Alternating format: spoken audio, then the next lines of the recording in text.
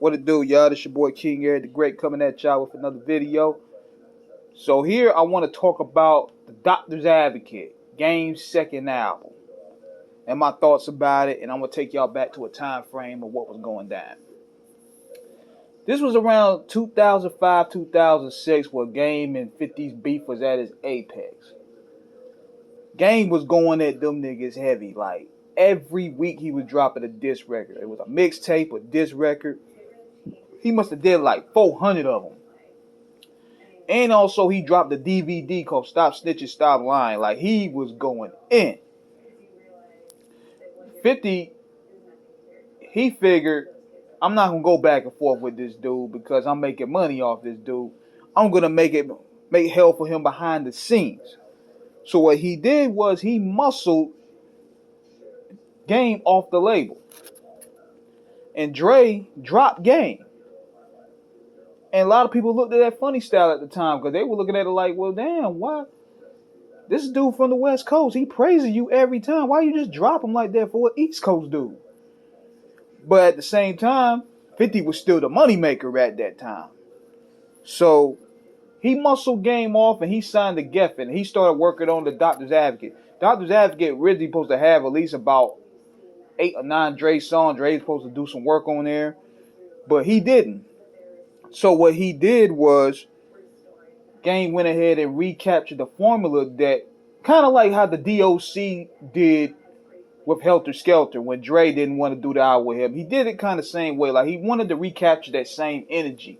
And you could tell by the opening song, Looking At You, that was a Dr. Dre song. He wanted people that was on this album to recapture what Dre would produce. It was kind of like a reference album to Dre. And I remember when One Blood dropped, and I was like, okay, he still got he got the chops to hang in with the big dogs. He got, okay, One Blood. That was one of the hardest records of 2006. It showed that he can hang with the sharps. So the rest of the album, he stayed true to the West Coast recipe. He had Snoop on some songs. He had Nate Dogg. He had the Dog Pound on tracks like California Vacation, Bang. And Doctor's Advocate is really probably one of Game's most personal songs where I thought it was weird. Like, why is this dude literally tearing up on record on a dude that dropped you from your label? But it just shows you the appreciation that he had for Dr. Dre. I thought it was very bizarre. But anyways, Busta Rhymes was also on that song, and they spin off each other real well. But Busta was signed on Aftermath at the time as well.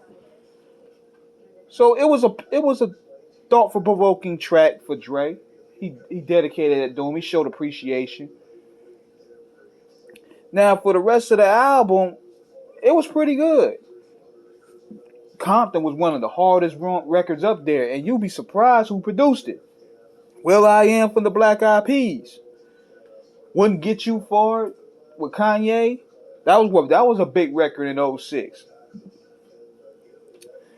So a lot of these records, for the most part, basically channeled the West Coast formula and how Dre would want these songs. The only thing that kind of holds Game back is two things. He can rap like hell. He can spit. He can pick good beats at the time. He's a good rapper. But at the same time, he hasn't really transitioned into a good songwriter. Like you can see that he was lacking 50 on that track, Let's Ride. You could tell that was a 50 Cent song, but just by listening to the hook. That was supposed to have been 50 on that song. That was more so like a reference track. He just wanted to do over. I mean, for the most part, he also had guest appearances on probably every song with the exception of 3. But when it comes to making dope music, Game is good at that when he's motivated. And you know what was crazy? My favorite song, and these two got some great chemistry, believe it or not, is Why You Hate the Game with him and Nas. Him and Nas have some great chemistry. Very underrated chemistry. Nas is my man. Nas, cause he has great chemistry with Rick Ross and great chemistry with Game. And this track is no different. This track is no different at all. Then I think he wanted to piss 50 off with the One Blood remix. See, the One Blood remix, Game wanted to show that, yeah, people still fuck with me in this game. No pun intended. I have friends. I'm still respected. He brought the whole industry out on this song.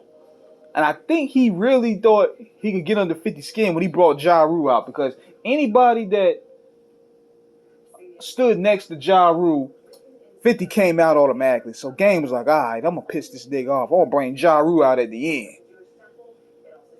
Everybody was on this song. I'm talking about Dipset, Snoop Dogg, T.I., Fat Joe, Lil Wayne, Nori, The Lox, Fabulous, Ross, Twister. Everybody in the industry that was a big name at the time.